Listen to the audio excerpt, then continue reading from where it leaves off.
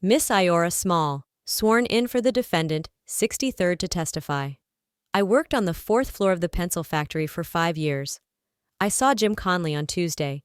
He was worrying me to get money from me to buy a newspaper, and then he would come and ask me for copies of the paper before I would get through reading them. They were extras. He would even get 2 of the same edition. He would take it and run over there and sit on a box by the elevator and read it. He can read all right. He had on an old Norfolk coat with a belt around it, and it buttoned just as tight around his neck as it could be. Before that, he had gone around there all open and loose and as slipshod as he could be. I could not tell whether he was wearing a shirt or not, because his coat fastened up so tight. He told me Mr. Frank is just as innocent as I am, and he says, God knows I was noways around this factory on Saturday. I didn't see Mr. Frank talking to Jim anywhere in the factory on Tuesday. I have never seen him talk to that nigger in my life. I have never been down in Mr. Frank's office after hours, drinking or doing anything wrong at any time. I have known Conley for 2 years. His general reputation for truth and veracity is bad. I don't know of any nigger on earth that I would believe on oath. Cross-examination. I would not believe Snowball on oath. I would not believe any nigger. I got a 50-cent raise in salary about 4 months ago. I have got no raise since Mr. Frank has been locked up. It was before this murder took place.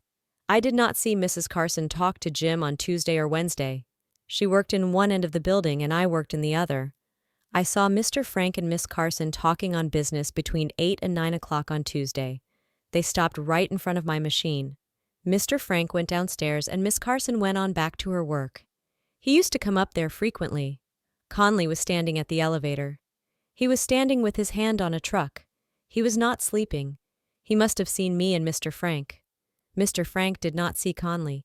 When Mr. Frank went down the steps, Conley was still standing at the elevator. Conley was asking me for newspapers all during the morning. Every time they would holler, "Extra," he would come to me.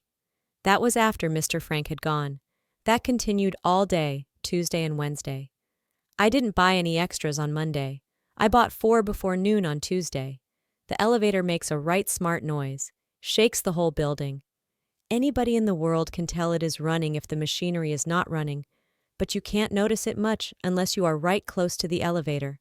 Some of us went back in the metal room one day to see if we could see any blood spots. Mrs. Carson and Mrs. Thompson, I think, were with us. Curiosity led us down there.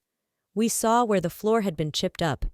Saw something that looked like white face powder around the chipped up place. Looked like some of the girls had powdered their faces and spilt the powder. There were 2 or 3 spots, some the size of a nickel and some the size of a quarter. The floor was very dirty all over.